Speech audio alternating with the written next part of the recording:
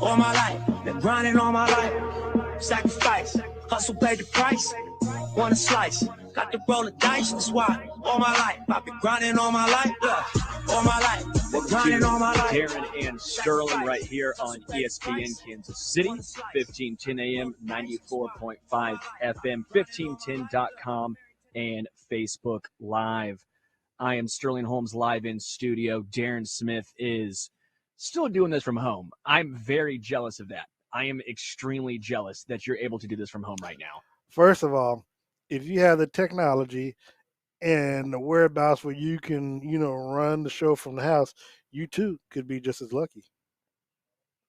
I don't have that. And someone has to come back here and run the board. That's why I said only look, many are called, but few are chosen, Sterling. I just happen to be one that just happened to be lucky enough. When I came to the station, I said, I have to be able to do the show when I'm on the road and at home or whatever, coming late. And they said, okay, no problem. So that was it. Well, there's a lot to get into today. We have a ton of fun stuff to get into.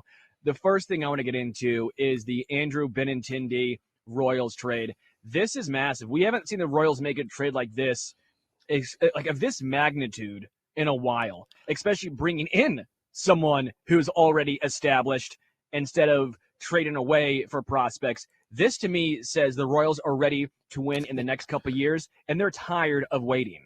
Well, if I remember correctly, I thought the Royals made some moves during the offseason, when the season had ended. I thought they made some moves right away. And look, we were on a Zoom call last night. Swanee has sent out Mike Swanson, the Chiefs PR director or vice president. He sent out a tweet like about 9:50. Dayton Moore is going to do a Zoom call at 10 o'clock. And I'm sitting in my chair watching this, impeachment stuff. And I'm like, I don't feel like being on this call, but I get on there anyway.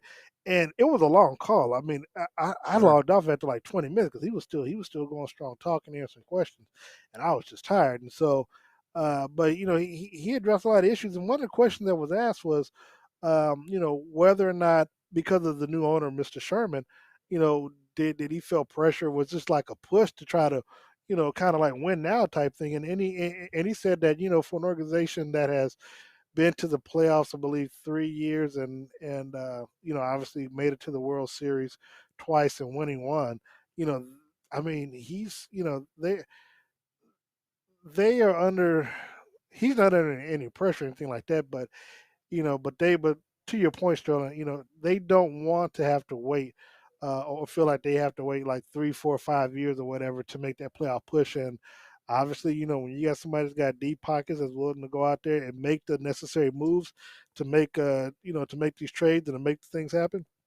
Yeah, I mean, all for it. Look, a lot of Kansas City fans, especially coming off of Sunday's loss, were very excited, kind of like you were, when you were texting me about the moves that the Royals made this week. And, not only did they get, a nice solid left-hander for the outfield, but but they also get some cash to go along with it. Yeah. Not only do you bring in the left fielder of the future, you bring the left fielder in of the now. I'm kind of tired of some Royals fans saying, but what about Khalil Lee? Because Khalil Lee is going to the Mets in this 3-team deal. And I like Khalil Lee, but Kyle Isabel somewhat made him expendable. And why with the whole wait now? Why not get a guy who was the top #1 overall prospect in all of Major League Baseball in 2017? He's had 3 years of good Major League experience. He had a bad year in 2020 in a shortened season, played 11 games. He was hurt. 2019, he was a little bit hurt as well. And people said he had a bad 2019. Dude still had an OPS above league average. That's going to play in Kansas City. So to me, this is not only a win now, you have your left fielder for the future. He has more potential than a Franchi Cordero. He has more potential than a Khalil Lee, and he's already polished. You already get a finished product. To me, this was an easy trade. You don't even think about it. If you're the Red Sox, I would be upset. You trade away Mookie Betts and you get rid of, Andrew Benintendi.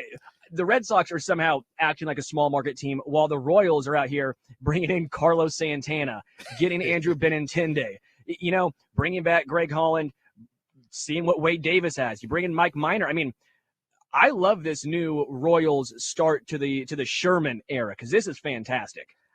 Look, I will say this, man. First of all, for those who aren't watching online on social media, just the joy that I'm getting by the look and the excitement of your face and your voice right now, notwithstanding, is a sight to behold. Obviously, I get excited when I get to talk about NFL football. You get excited when you get a chance to talk about Major League Baseball. I want to know from you, with these moves that the Royals made. I know you said that it looks like they're trying to be primed to be in position to make a playoff run next year. Why not this year?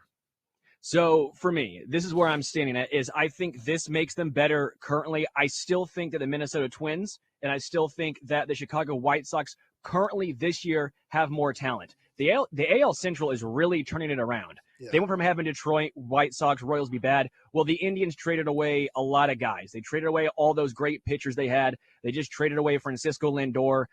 They're going to start going down. I think the Royals make a case for the playoffs this year. I think they're in the hunt. I just don't know if they make it to the top this year. Make it to the playoffs. Get enough done. But they're building this the right way.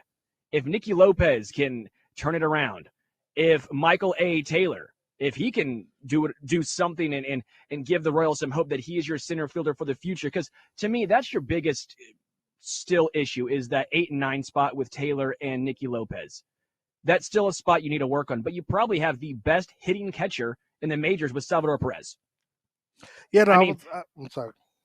No, I was just saying, it's like, I mean, the Royals have these building blocks. You have these pieces, and they're just keep adding more and more. To me, this is just exciting. I think the young pitchers in the minors are about still 1 year away from becoming studs in the majors. So that's why I'd probably say this year's maybe last year of the full-on rebuild, while next year is okay, it's playoffs or bust. Well, and the reason I tossed that question to you because looking at 1 through 9, I was going to ask you where do you think the Royals rank? Because when you start putting the pieces together that they're bringing in that they traded for, and then the pieces that you already have there, obviously you got Mayweather. I mean, Britt. Whit Merrifield. Yeah, Whit Merrifield. I don't know. I'm thinking about Floyd Mayweather because I was just having a conversation with his people earlier. But of course, then you mentioned Salvia and some of the other people that are already here. And of course, we talk about Hilaire as well, who's still here. So, when you look, I mean, I can't. I don't know. I guess I disagree with you because Mike Mathena with this, with his relation with the players, and obviously because of how Dayton is, I just can't see a scenario where they are trying to go for the playoffs this year. No, I think they make a good push. I just don't want to be, too gung ho. I think they compete for a playoff spot this year. That 1 through 7 is a legit Major League Baseball 1 through 7. Mondesi, in my opinion, he's that guy. Mondesi is that link where if Mondesi is what we think he's going to be, that Francisco Lindor type, this Royals team is making the playoffs. That's what I think. What I like, and look, I'm just looking at it from afar. I cover the Royals along with the Chiefs, but I look at it from afar that obviously when the Royals went through their run 14 through 16, obviously even the year after they won the World Series, they were trying to at least try to run it back one last time. That was kind of like that time where the Chiefs were trying to get things together. They were making the playoffs, but they couldn't make that extra push. And then of course the last few years the Royals have been they've been down and out. They've been one of the worst teams in baseball while the Chiefs have been steadily getting better and of course winning off of the Super Bowl. Now, like I said, I just think that this is the time where this could be one of the few times in Kansas City where you have both teams that are playing well and that could be playoff type teams at the same time. I mean, we haven't, I mean, obviously I wasn't around, when the Chiefs won their first Super Bowl, so I don't think the Warriors were anything near that. Obviously, in 85, 1980, 1985, the Chiefs weren't anything, with what they are now. And then, like I said, I guess obviously, you could say 15, 16, Alex Smith was taking the team to the playoffs. So I guess technically they were, both teams were good during that time frame. So, but I like the idea because they've done it before. Dayton Moore has constructed a team before to make their playoff push. Most of it obviously was during the draft and bringing players up. Bringing players up. This time he's doing it via trades and obviously mixing them in with the players that are already here. I just see a scenario where right now, we are holding uh, Brett Reach in high esteem, that we've kind of forgotten the work that Dayton Moore has done, and that he continues to do, and that he can do. And I think this is kind of like, don't forget about me with these moves that they're making right now. So the payroll for the Royals sits around 80 million. They said they want to be around 85 to 90, which means they still have room to get in maybe another starter. Maybe it's going to be a legitimate first baseman. Maybe you bring in an actual center fielder and you move Michael Taylor to the fourth outfielder role, which I think fits him best. Just looking at this team, you have so much room for hope, and it's legit hope. This Yeah. isn't the kind of hope where you go, oh, you need, 4 or 5 guys to go right for this to be a competitive team. No, no, no, no. This is a team that you just go, okay, if you play even just, average, not spectacular, but average, you have a solid, probably sitting around 500 type of team. You're waiting for guys like Daniel Lynch, Brady Singer, Chris Bubich, that the all Jackson Kohar, and then obviously Lacey, all these young starting pitchers to put it together in the majors. Then all of a sudden you have Bobby Witt Jr. coming up maybe in 2 years. I mean, you have to like the future for this Royals team. No, I mean, I like it. Again, that's why I say that. Look, I just think, why wait a year to make a playoff push? Why not do it now? And you got to remember, if they still feel like they got 5-10 million more that they can spend, if the owner, mind you now, there is no salary cap in baseball. So if the owner wants to go another 10-15 million more, then they can go ahead and do that. I think when it's all said and done, I think that they will put a legit playoff potential team on the field when the season kicks off in March or April, whenever. I know I got an Yeah. email earlier today on when the season starts, but I, I like the moves that the Royals are making. I'm excited about it. I'm excited about potential, going back out there, whether it's fans are there or not. I am excited about getting a chance to go back out there and covering the team again. I think I covered the team a lot more than anybody else did last year, just because I like baseball. I mean, it was just one of those things where you just get out there, and granted, it is a thing when there's no fans there, and it's just you and other members of the media in the press box, and it's quiet outside the hidden, and of course you still got the pumped in crowd noise and that type of stuff. But this is going to be a real interesting season. Obviously, they're looking to play the full 162, and we'll see how it happens. And I was talking to Breland from Channel Five. I think we were texting, and I asked him, I'm just like, do you think they will finally allow fans back into the stadium, whether it's baseball or even football? Of course, and she thinks that it may be a thing where you have to prove that you've gotten vaccinated, and depending on how that works out, because. It, sports this past year without fans. I know we had a little. I know we had like 17,000 as it relates to the Chiefs game. They need fans. Fans are a huge part of the game. And I will say this: I do believe that if you had a full stadium Sunday in Tampa, where Chiefs fans could have come down and attend the Super Bowl in mass, I think perhaps you have a different outcome in that game. So.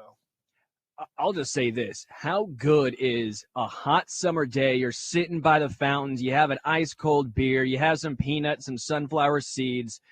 That's going to be so much fun. It don't I mean, necessarily have to be hot, Sterling. It can just be a nice summer day, man. Trust me. Growing up as kids, yes, used to love hot summer days. But as you get older and more mature, you can just deal with a nice summer day. It doesn't have to be necessarily hot. okay, that's fair. But as a kid, you love the hot summer day. You love the little wooden popsicle stick, that you'd get with like a malt or something like that, the Yeah, lemonade. yes, I, I I, remember I those used to days. love hearing the lemonade guy. I know he went to the T-Bones, which is now the Monarchs, the lemonade, lemonade, lemonade. Woo! I mean, that was always fun. Just I can't wait for baseball to come back with fans because to me, that's just such a fantastic experience. First of all, thank you for mentioning the Monarchs slash you, because I actually almost forgot about that. That they will be, they'll be back in order, and so that's actually more baseball. So um, I may be able to pull some strings, Sterling. Might be able to get you a credential out there, and you and I, and we'll have to have you bring your girlfriend out there. We'll just have to go out there and watch some baseball and call it work. Under the guise of work, we'll have to go out there on a Friday or Saturday night, and before like when the Royals out of town, we'll go see the T-Bones or something like that. I love that. You know what? You hear a little fun fact actually about the T-Bones. My mom used to be the announcer for I think it was either one summer or 2 summers. She was the announcer. Boy, I don't wonder why your I used mama to go to a got lot so of much T-Bones money. games. I wonder why your mama got so much money. She had so many Like, jobs. yeah, the T-Bones, the team that basically declared for bankruptcy. No, but I love baseball. I know you love baseball, and just it's so much fun when you have the Royals back, at least making moves, because it's not like the days of old where they were trading away Hosmer, they were trading away Kane, they couldn't afford Moustakas, they couldn't afford these guys, they couldn't afford Greinke, Carlos Beltran, all these guys. Well, the fact that they're actually bringing in someone now like Carlos Santana and Andrew Benintendi, just to me almost screams new era of Royals baseball, and I think it starts from the top down with John Sherman. Yeah, I see no lies in what you just said. I mean, that's first of all. Now, I don't know if he's trying to set me up for the okie doke by trying to trying to fill the team like this. So in a few years, he decides, oh, I want to move the team downtown, and then I got the whole city, going against me, because I would want to fight that every step of the way. But in the meantime, it's working. 100%. I want Kaufman to stay exactly where it's at. But I do want to talk about Clyde Edwards-Helaire was named the Chiefs Rookie of the Year, which was surprising to me because he got named Rookie of the Year over L'Jarius Sneed. I thought L'Jarius Sneed, in my opinion, was more deserving. Do you think Clyde was deserving of the Rookie of the Year or should have gone a different route? I don't have a problem with Clyde being named Rookie of the Year. I mean, it was only really two players you could choose between. I mean, what are we going to do? Split between him and Willie Gay? No, I don't have a problem with it. I mean, because of the expectations, what he was expected to do, um, coming in as a starter when Damian Williams opted out, I think he more than lived up to what the team's expectations of him and what he was able to do. Now, obviously, our expectation might have been a little bit higher than what he may have had or what the team may have had for him. But for L'Jarius Sneed, because of the expectations where there wasn't anything really expected of him, I think. I think if he had maybe a little bit more flash or pizzazz in his play and in the stats, I would give you that argument, but there were twice in the season I think where Clyde led the league in rushing, for that particular game. I think it was the opening weekend, and then the weekend against Buffalo, I believe. I think he rushed for like 160 plus yards in that game. So I don't have a problem with it. All things being equal, I think he's deserving of it. So to me, I think it's fine. I think part of that probably goes to L'Jarius being hurt for part of the season. Well, Clyde was But hurt I too. think L'Jarius Sneed, to me, L'Jarius missed more games. But just to me, L'Jarius was so good. I do think part of it, and I don't want to be cynical. I truly don't. I think part was because Clyde was a first round draft pick, and you don't want to make it seem like a fourth rounder outplayed your first round draft pick. And I don't want to be cynical, No, that's fair. but That's fair. do you think part of that played into Clyde getting this? No, but that is a fair point that you made that I hadn't thought about. First versus fourth scenario. No, that's a real good point.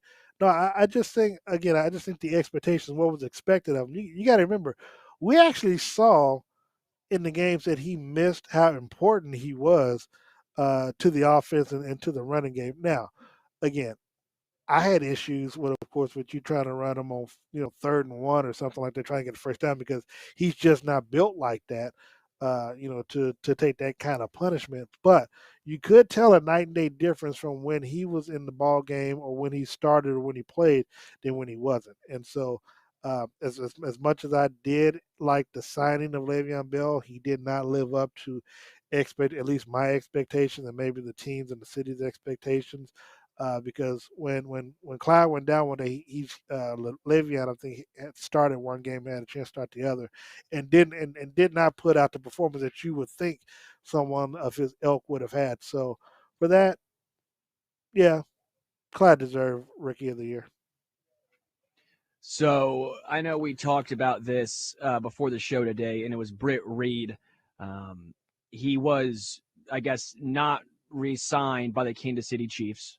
Our thoughts and prayers are still with the 5-year-old girl, because at the end of the day, that is what's most important in all of this. Is it's with her. But he is not coming back to Kansas City. No surprise here. What did you make of all of this? And do you think Kansas City did the right decision here, or should they have been even stricter and said, hey, we're not just going to not resign you, but you're done. Like, you're fired completely. Just could they have done more, I guess? Well, one of the things that I wanted to check on, and I texted with our guy Seren last night because I was under first, and let me just be straight with her. I was cynical because I was like, okay, when they said that they had parted ways with him and administrative leave of absence, and said he was no longer part of the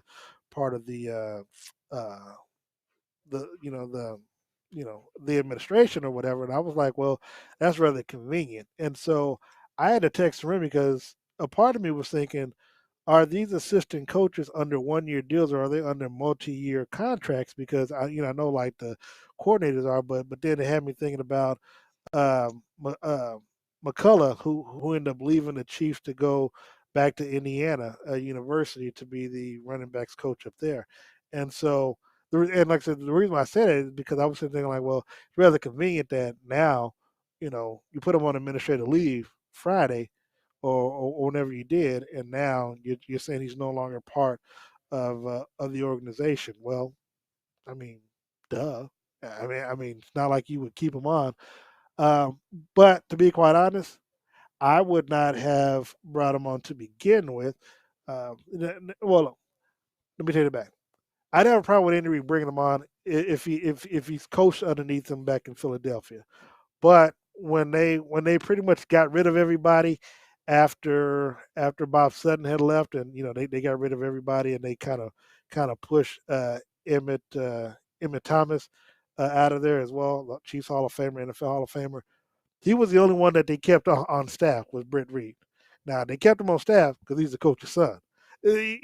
So I mean, if I want to be cynical, he should have lost his job along with everybody else. But because your daddy's the head coach, you got a chance to stay.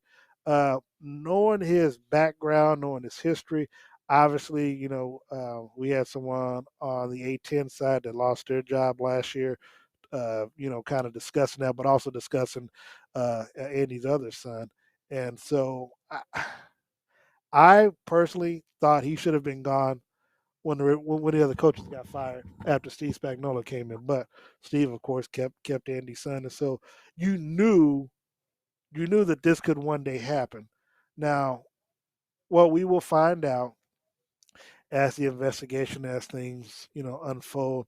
Um, I'm not gonna lie. I guess because of the Freedom of Information Act, I'm probably gonna try to look up, and I'm probably gonna request a copy of the police report and stuff like that, so I can do my due diligence. But I I want to know where he was before the accident took place, where he had those drinks, and where he took that medicine or Adderall from. Did he do it at Arrowhead? Did he just do it along the road? Where did he have those drinks at? Because where were you coming from? Because it was obviously off the highway. I don't know how far along he was from the stadium or whatever. But those are the things that I want to know, just as a journalist in general, who, if we're going to talk about it in the future, got to have the facts straight because of the things that you're going to be dealing with and that we're going to be talking about.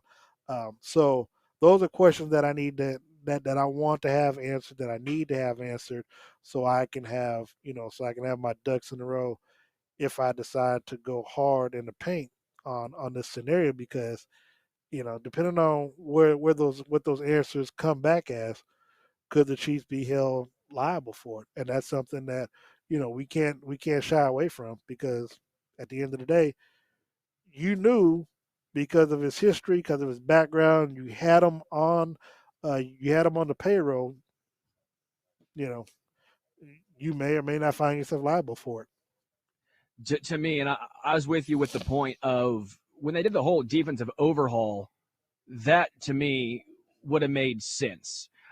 I don't think it's fair to. I mean, again, I think DUI is absolutely terrible. It's miserable, but I don't think that should necessarily keep you from getting a job forever. No. But I think. Yeah, I'm with you. I'm sorry. I'm sorry, Shaw. I just want to say that I'm not saying his background would have kept him. What I'm saying is you knew about it in his background, but as I said before, if he coached with his father in Philadelphia before he came to Kansas City and Andy hired him based on that, I don't have a problem with that. What I'm saying is though is that when the overall came because of Bob Sutton, he was the only one that got the chance to keep his job, and he only kept his job because of who his daddy was. That's all I'm saying. I concur with that. No, and I concur with that. And so to me, I just think this whole situation probably could have been better avoided.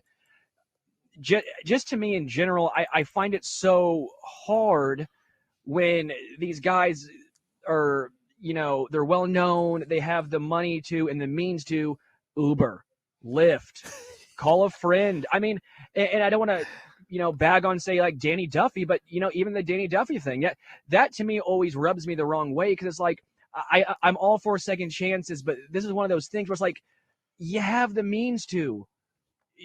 You're telling me you couldn't text one friend or call an Uber or a Lyft? That to me, it's such an easy thing to avoid some of these scenarios, and that to me is what always drives me a little bit crazy. Here's the flip side of that. And I was watching a segment on Get Up a couple of days ago, and Marcus Spears said it best: arrogance. Because you think you win a Super Bowl or you won a Super Bowl and your team's about to go back there, who your daddy is, you feel like you can get away with some things that even if this happens, I'm gonna be okay because I'm Britt Reed. I got to, I helped coach the team to a Super Bowl. My daddy's a head coach. Blah blah blah blah blah. When it's all said and done, man, look, I'm with you, man. I don't know, man. I just don't know. Well, we do got to take a break. When we come back, I do want to talk a little KU, a little MU, and some college basketball with you. So this is Darren and Sterling right here on ESPN Kansas City. Menards is your one-stop shop for everything to make your hardwood floors beautiful. With the largest selection of Minwax stains, we have what you need for any staining project. Refinish your floors faster with Minwax Complete One-Step Floor Finish. It can be applied over existing polyurethane floor finish, meaning no sanding for you. It's available in 5 colors in a gloss or satin finish. Grab a gallon today for only $64.99. Prices good through February 13th. Save big money at Menards. All right, fellas, listen up, because Valentine's Day is closer than you think. And right now you can get a jump on Valentine's Day so you don't get in the doghouse with that special someone in your life. The Gifting Dudes have all that you need. Incredible premium head roses, 20% larger than standard roses. And despite what I've been trying to convince people for my entire life, size does matter. These are long-lasting roses, twice as long as the typical roses from florists. The Gifting Dudes are giving our listeners a special deal before prices increase next week. Order before Sunday and take advantage of lower prices plus 15% off your order. Go to thegiftingdudes.com and enter my promo code NATE at checkout to save 15% on premium head roses or giant strawberries. You get to choose the delivery date, so don't procrastinate. Order now. That's thegiftingdudes.com with promo code NATE for 15% off your Valentine's Day order. Winter is coming, so plan now to keep those bugs out with Augustine Exterminators. Now is the time to establish and or maintain a barrier around your house. Don't let it break down. At Augustine Exterminators, they have you covered. Augustine Exterminators is a family-owned local business since 1966. All of their techs are certified in both Missouri and Kansas. In fact, check out their amazing reviews from all their KC area customers. They're also a Quality Pro and Green Pro company. Augustine also does carpet, rug, air duct, and tile cleaning. They have an excellent referral program as well. Refer a new customer, and you and they get $25 off their next service. That's right. Refer a friend, and you both get $25 off your next service. Shop and buy local with Augustine Exterminators. Call Augustine Exterminators today at 913-359-8627 or go online at AugustineExterminators.com. And Augustine is looking for qualified technicians. So call today at 913-359-8627. Harry's Razors just came out with their sharpest blades ever. But unlike other razor companies, they're not charging you more. Harry's new sharper blades are still as low as $2 each. You heard me right, just $2. How do they do it? Harry's owns a German factory that's been honing razor blades for 100 years. They source their steel from Sweden and own the entire manufacturing process, from research and development to the factory floor. It allows them to keep the prices lower. How confident are they? A 100% quality guarantee. You'll see it at harrys.com. Blades are even delivered directly to you. No getting unmasked and standing in line. They're delivered straight to your door, with or without a subscription. And right now, Harry's has a great offer for my listeners. New customers get $5 off a Harry's trial set when you use the promo code PETRO, P-E-T-R-O, at harrys.com. That's a 5-blade razor, weighted handle, foaming shave gel, and travel cover, all for just $3, plus free shipping. That's razor, weighted handle, foaming shave gel, and travel cover, all for $3, shipped to you for free. Only at harrys.com, only with promo code PETRO. The American dream, home ownership. Now, is that true? Sometimes owning a house can be a problem, an ugly problem. Repairs, taxes, just mowing the yard. What we've learned is with every ugly problem, there's a beautiful solution. Let us be that solution. WeBuyUglyHouses.com. Call us today. We're the We Buy Ugly Houses people. 1-800-44-BUYER or WeBuyUglyHouses.com. Call us today. Get rid of that ugly problem. 1-800-44-BUYER. We're the real ugly house guys.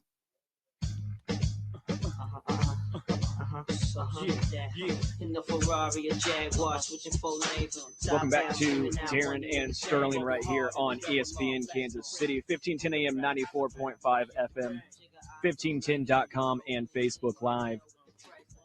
All right, Darren, let's get into it. Before we get to college basketball, Mizzou, KU, we got to get to the Buccaneers, Bruce Arians, and Tom, two Michelob Ultras in his office, ass hammered. I mean, Tom Brady, I'll give him this. That was the most relatable I've ever seen him. That when he was just stumbling, I go, you know what? He's not just a vegan, whatever animal, whatever type of health nut he is. That's the first time he goes, you know what? That guy's relatable. Well, first of all, he's unrelatable to people who drink that much, but he was toast. He was lit. He was wasted. I don't drink. I've been drunk twice in my life, and both times it's because I don't drink.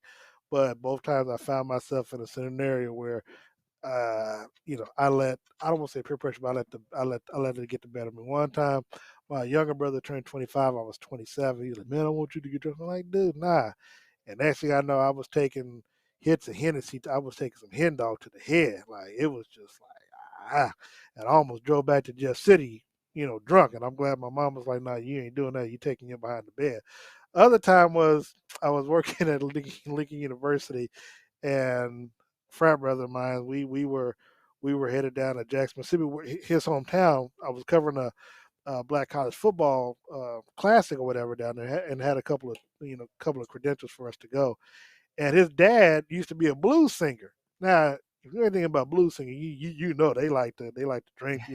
That's why they call it the blues or whatever. So we get down there, and he's like, "Man, yeah, my dad was a blues singer, and he built a bar, on their property. Like, it's adjacent to the house. The house is here. Drive, come down the driveway. It's a big bar." Man, he goes in there. He said, "Man, I'm gonna get you drunk." 30, and 30 was my nickname for when I joined something. And so it was like, "Man, I'm not drinking, dude." He's like, "Nah, you drinking, 30. You ain't got a choice." Man, he introduced me to something called Parmesan. Now, I don't know if you heard of it. I don't know if you had it before, but all I know is by the time 7 o'clock, this was 4 o'clock in the afternoon. By the time 7 o'clock came, I was like what Tom Brady was that night. Now, mind you, I was in my mid-20s, but we had to go. For some reason, we were going to a high school basketball game, we would just meet up with some of his people. Man, I don't remember anything but going to Church's Chicken after that and getting so much food for $20.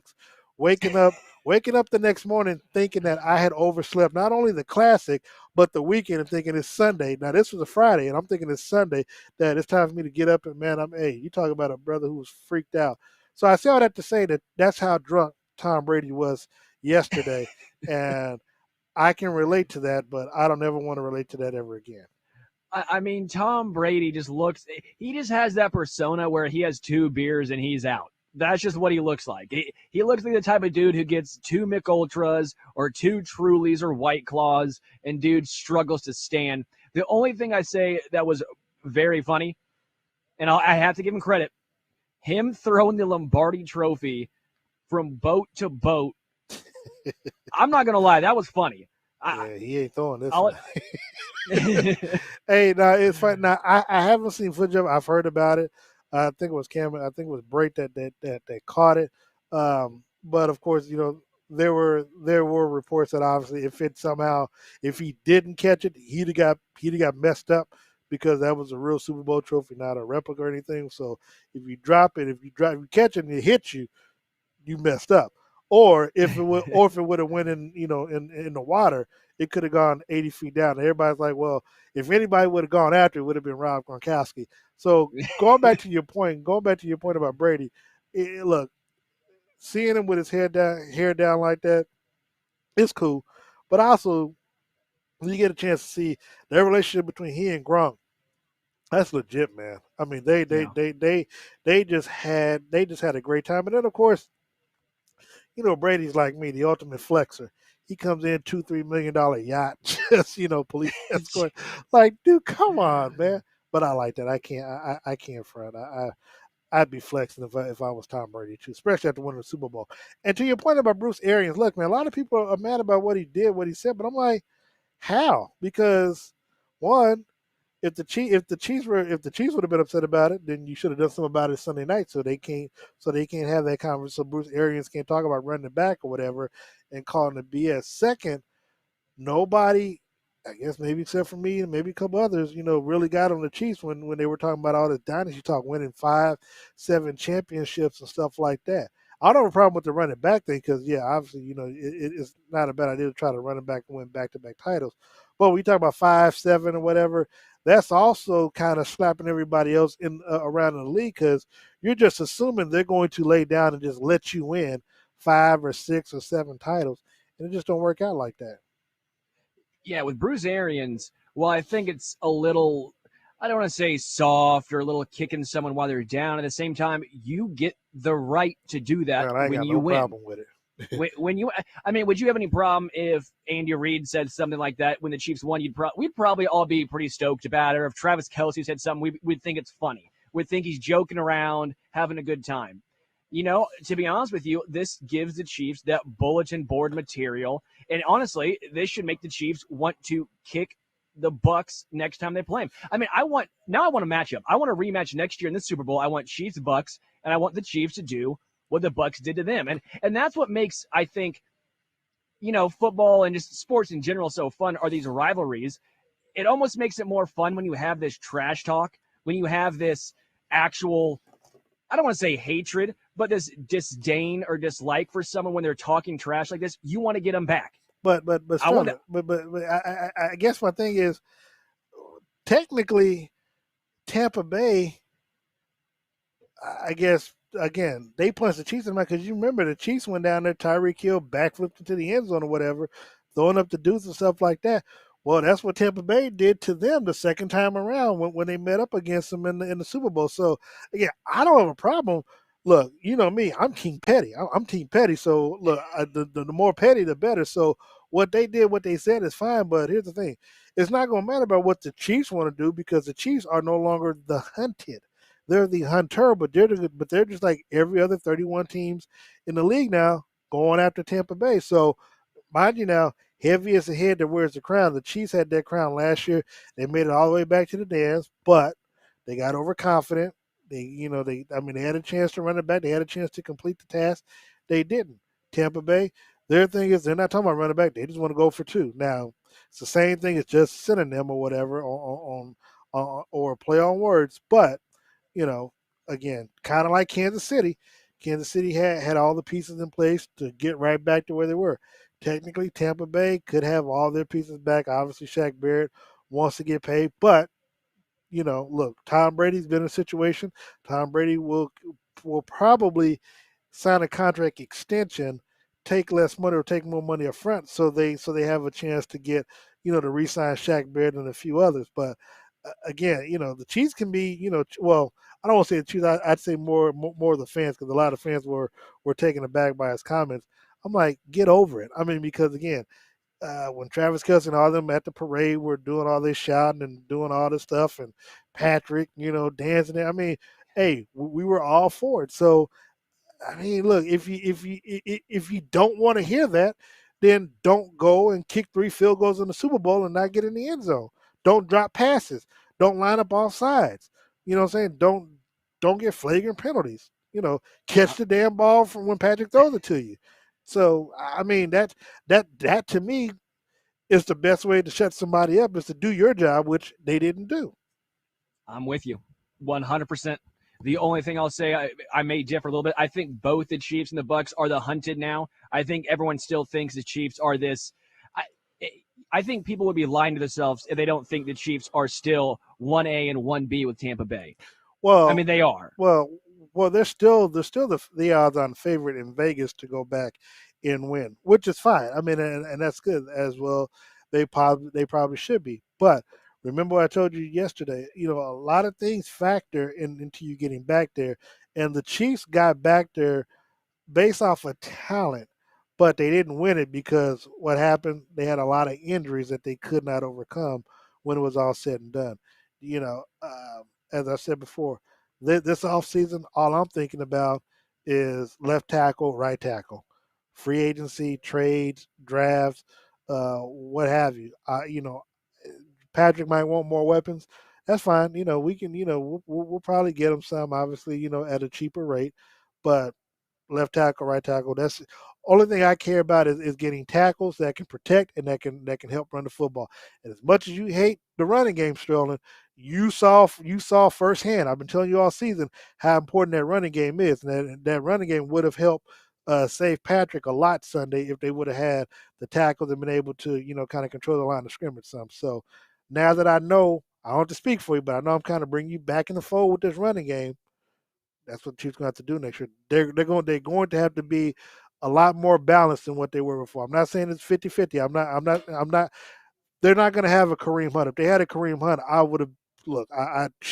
If they had a Kareem Hunt in the ball game Sunday, we'd be talking about 3 in a row. That's, well, it wouldn't matter if you didn't have, because the offensive line was that poor. That's my point. And the thing with the run game is, to me, I would have much rather them picked a offensive lineman at 32 than Clyde, which was my whole point of why. You and I both felt that.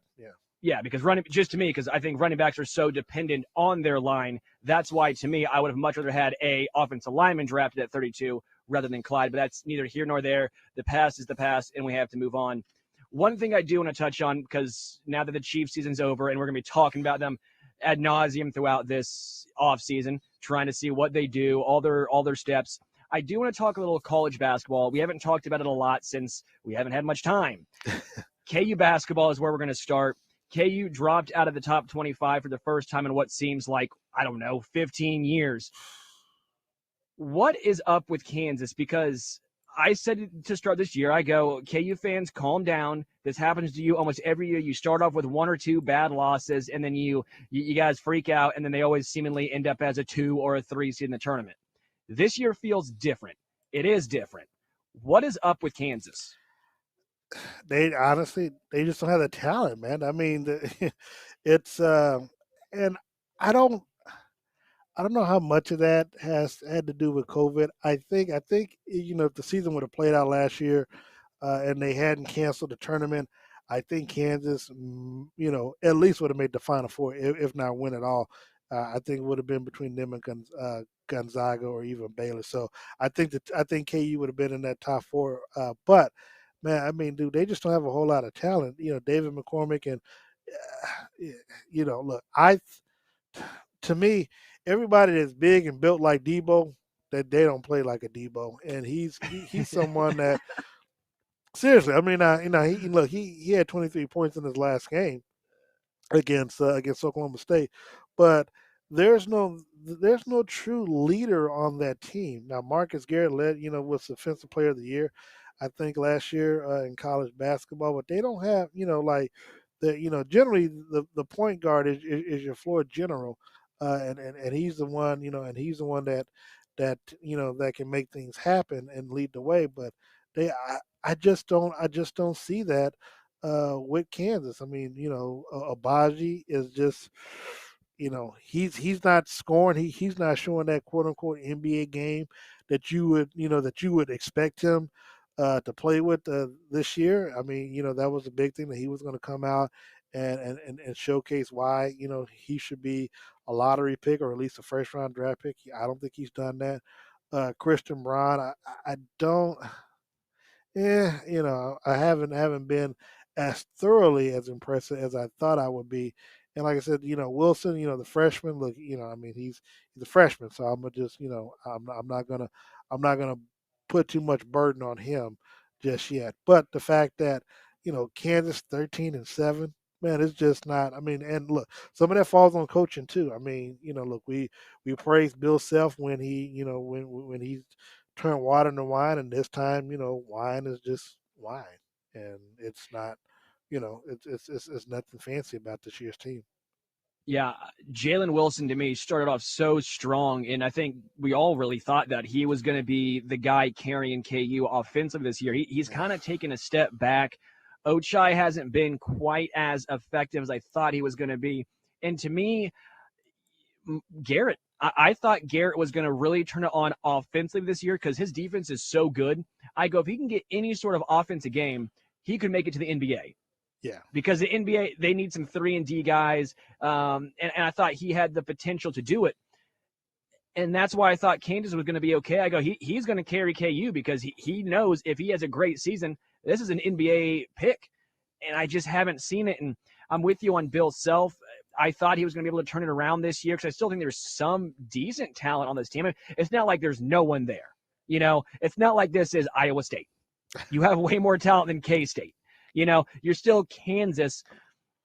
I guess I just still expected more from this team than what has been given this year. Well, and look, and I would also go back and say this to earlier comments that I had earlier in the show about crowd. I know Kansas gets a chance. They get like up to 2,500 they can have at the games. I do believe that seriously, the lack of crowd and I've been watching some college basketball just in between travel and stuff like that. I saw Arkansas and Kentucky a couple of nights ago. I think it was Monday night, where I think Arkansas won the game against Kentucky, but one of the things that caught my attention was when I looked at it was the record of Kentucky. They were like 4-7 or something like So they're bad. So I mean, look, man, this is just a crazy world that we're living in right now. And like I said, when you don't have fans that can attend the games and can attend to that capacity, I truly believe that looking back at it now, it can have devastating effects because you do get a chance, and you do. I mean, you do. Throughout the game, get that sense with the fans and the ups and the downs and the highs and lows that you get with the fans. I mean, that's something that you really cannot underestimate and you cannot undervalue because look, we've seen it at Arrowhead where just the crowd noise. If the team is trying to come back, how the crowd can one particular play, a sack or something, can get the crowd in there, and then of course if it's 3rd and long, the crowd noise is so loud that the quarterback can't hear the snap count or people can't hear the snap count, and the ball can go over the head. And I mean, so little things like that, little nuances like that, it's very important in all aspects of the game, whether it's college basketball, football, NBA, Major League Soccer, all that. Yeah.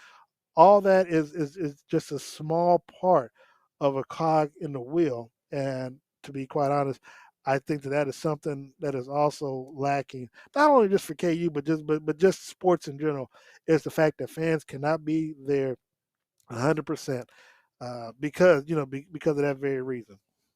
Yeah, to me, and especially this is coming from a Mizzou guy. Kansas has one of the best home field or home court advantages in all of sports. They do. Yeah. I mean, ask Keon Dooling. I'm sorry that was a bad reference, but I'm just saying, Kansas does, and they're known for having a very good home court advantage, and that's tough when you are used to this. You're used to that energy and feeding off it, and you just don't have it. We do need to take a quick break. When we come back, we'll finish up with a little bit of Mizzou as we give our final thoughts. This is Darren and Sterling right here on ESPN Kansas City.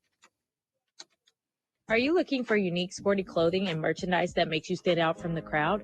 Do you love Kansas City sports teams? The Cherry Company designs and creates fashion-forward gear for athletes, avid sports fans, and everything in between.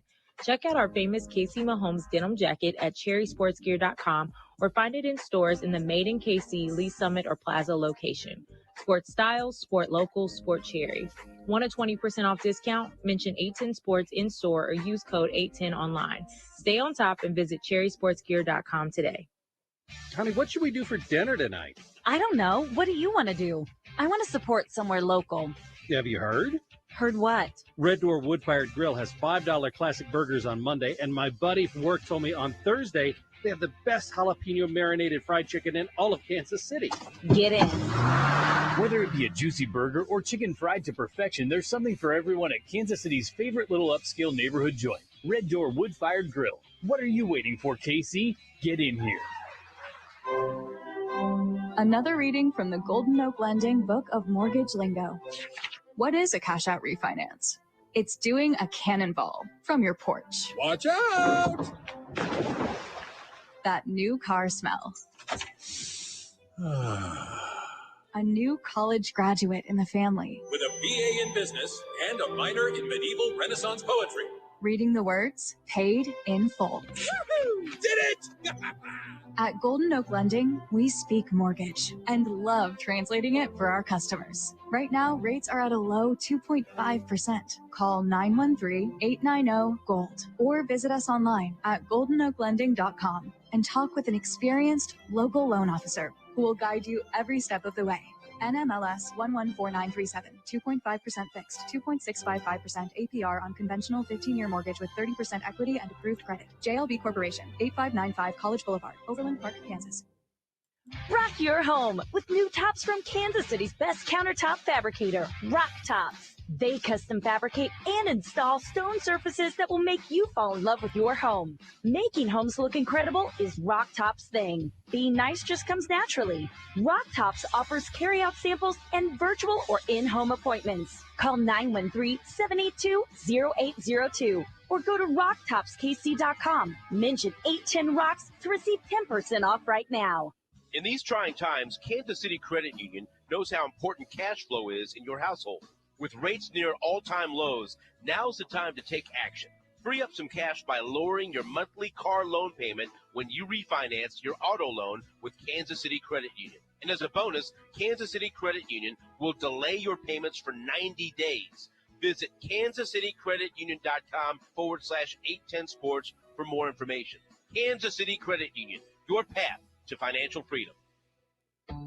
Dutch Boy's new Platinum Plus paint with Stain Shield technology has the performance you expect from a luxury paint at a price you didn't.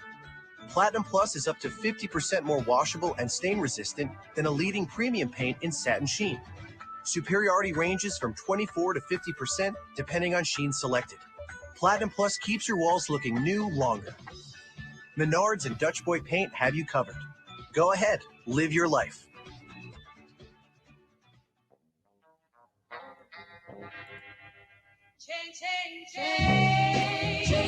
Welcome back to Darren and Sterling here on ESPN Kansas City, 94.5 FM, 1510 AM. I want to thank you all for tuning in once again to the show, whether you're watching it online or listening to us over the airwaves. I do want to let everyone know, especially those who are watching online, that on February 22nd, the Kansas City Association of Black Journalists will host a real sports talk where locals, Kansas City sports journalists share their experience and give advice to high school students. It'll be moderated by Hannah Harris of Grandview High School, class of 2021. Students and adults, it is $5 just to register at Eventbrite, or you can also email kcabj1981@gmail.com for more information. Breland Moore from KCTV5 Sports Reporter from there. Harold Kuntz, a sports anchor and reporter for Fox 4. Lynn Worthy, the Royals beat writer from the Kansas City Star, and yours truly, Darren Smith, will be on the panel giving life lessons and advice to those high school students who are interested in the world of sports journalists. So We'll be talking about that as we lead up to it on the 22nd.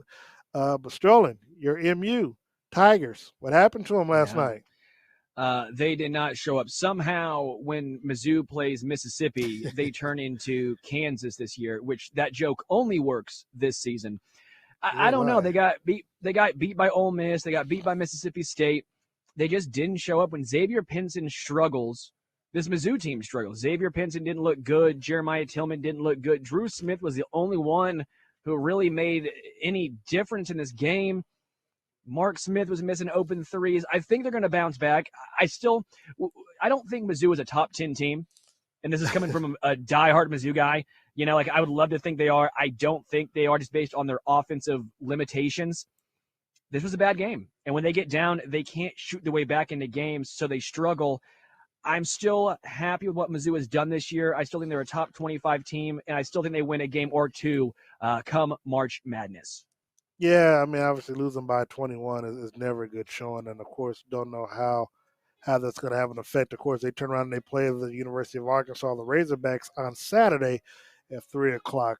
So maybe they'll be able to bounce back against them, but the way Arkansas played against Kentucky, I don't think so, Sterling. But hey, Mizzou got one against Arkansas and Kentucky this year. Come on. Facts. Well, look, we want to thank everyone once again for tuning into the show. Sterling and I will be back on tomorrow. We may have more to talk about as it relates to the Super Bowl 55 and the ramifications from it. But until then, I am Darren Smith for the man, the myth, the legend they call Sterling Holmes. We want to thank you all so very much for tuning in.